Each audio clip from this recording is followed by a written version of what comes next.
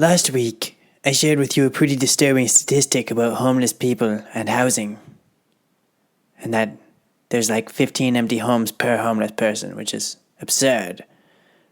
This week, we're going to continue talking about such things as housing and people. Because that's what we're going to do. So, come for a little float with me and let's explore some other crazy ideas. So it would seem that there is plenty enough housing for every human being on this planet, and that the human being is a creature that seems to need such things as shelter. Because you see, if a human gets too cold, they will freeze to death. And if they get too hot, they will basically dehydrate to void. It's just what happens.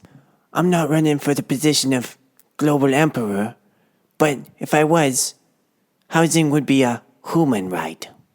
So as we continue to float on, I want to talk about another thing. Scarcity versus artificial scarcity. So let me explain this concept with blueberries. So if blueberries are in season, they're going to be really cheap.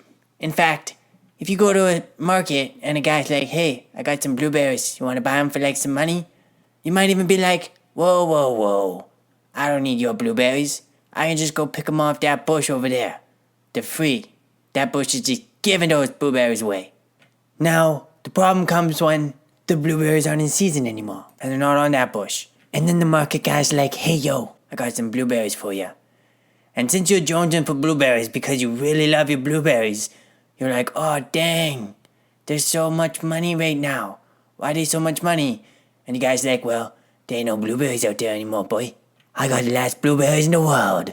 And then you all be like, oh dang. And that's called scarcity. So when things are scarce, the price goes up. And when things are in abundance, the price goes down. Because, like, market math and stuff, okay? So this is where I have a problem with the housing homelessness crisis going on. It's artificial scarcity. It just doesn't make any sense. When you have 15 empty homes per homeless person, it's like, whoa, so many homes. They should be like, cheap. If somebody trying to sell your house for so much money, you'd be like, whoa, dude, I'm just gonna go over here and live in this home because nobody's living in this home. Sorry, I ain't paying for your crap. But that's not really happening because somebody's already bought that at a house that is sitting there empty with nobody in it. Somebody owns that. And because they own it, and probably a handful of other houses, even though they're only one person, and they can only live in one house at one time, they drive the price of housing up so high that most people, human, can hardly afford to buy a house to live in for themselves and their family. So there is a bizarre issue here. And next week, we're going to get into the even more nitty-gritty of the details of owning versus renting houses to live in.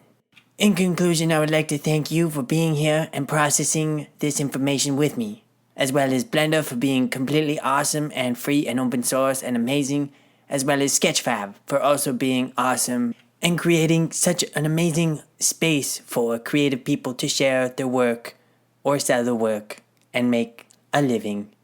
Please remember to share, like, and subscribe, because as you know, my happiness depends entirely on people that I don't know.